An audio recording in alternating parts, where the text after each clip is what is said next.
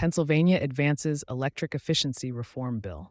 Pennsylvania lawmakers have advanced a major update to the state's electric utility efficiency framework, pushing long debated reforms one step closer to enactment. On December 17th, the Pennsylvania House approved House Bill 505 by a narrow 102 to 101 vote, advancing an overhaul of how electric distribution companies plan, fund, and evaluate energy efficiency, resilience, and conservation programs. The bill was engrossed following final passage, marking roughly the midpoint of the legislative process. HB 505 amends Title 66 of Pennsylvania's Public Utilities Statutes and represents the most substantial revision to the state's Act 129 energy efficiency framework in more than a decade. The legislation expands the scope of existing programs by formally incorporating grid and customer resilience, particularly in response to extreme weather, into utility planning requirements.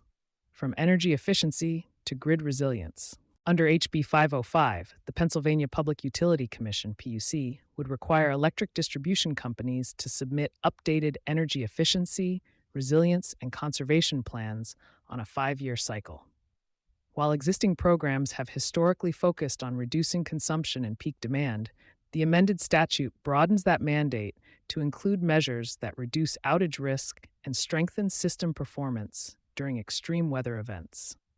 Eligible measures extend beyond traditional efficiency upgrades to include battery systems, home fuel cells, heat pumps, geothermal heating, smart grid technologies, and targeted distribution system improvements designed to reduce energy losses.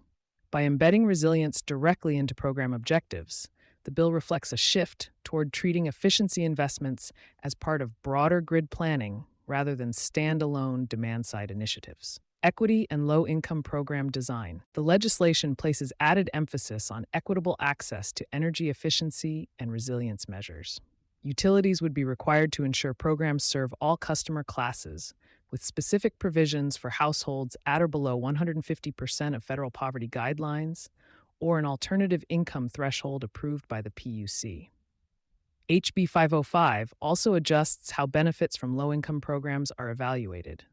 For cost-effectiveness reviews, quantified benefits associated with qualifying low-income measures would be multiplied by 2, reflecting their broader system and societal value. Utilities may pursue alternative compliance options, including direct installation programs, provided funding levels meet or exceed prior low-income efficiency investments. Utility oversight, cost controls, and accountability. From a regulatory standpoint, HB 505 strengthens oversight while maintaining long-standing cost limitations.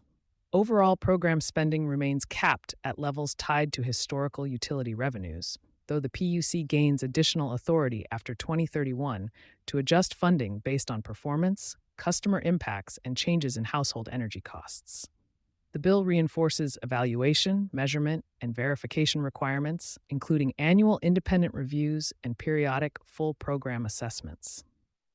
Utilities that fail to meet required energy or demand reduction targets may face financial penalties determined by the PUC, with collected funds directed to hardship and low-income assistance programs rather than recovered through rates. At the same time, the legislation allows for performance-based incentives when utilities exceed established reduction targets, provided savings are quantifiable, independently verified, and achieved beyond baseline obligations. Political context and next steps. HB 505 passed the House along largely partisan lines, underscoring continued divisions over the role of utility regulation, rate impacts, and long-term infrastructure investment. Supporters described the bill as a necessary modernization of Pennsylvania's efficiency framework, while critics have raised concerns about cost exposure and regulatory complexity. The measure now advances for further consideration, where its future will depend on Senate action and potential revisions. Several provisions would take effect on staggered timelines, with select enforcement mechanisms activating within 60 days and broader program changes scheduled to begin in 2031. You've been listening to Sustainability Soundbites by Environment and Energy Leader. For partnership opportunities, please reach out to our team.